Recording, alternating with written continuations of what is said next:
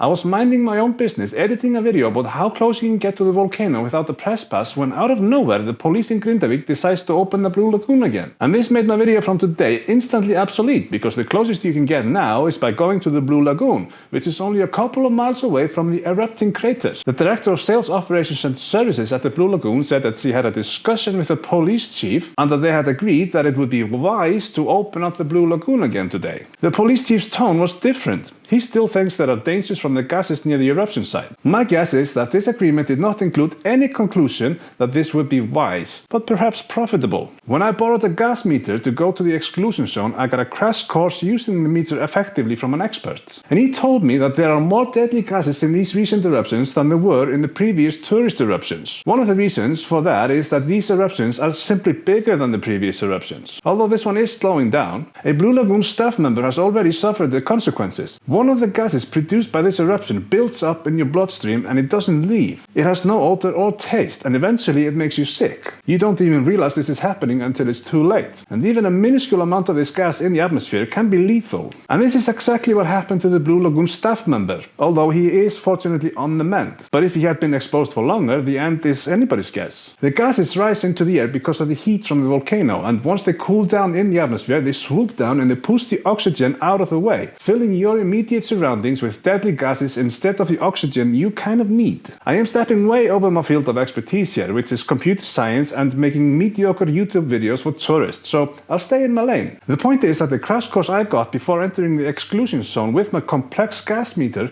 got me quite worried. So much so that at one point I looked at my gas meter and I saw that the oxygen levels were 19.5 instead of 20 or something, so I panicked and instantly felt woozy.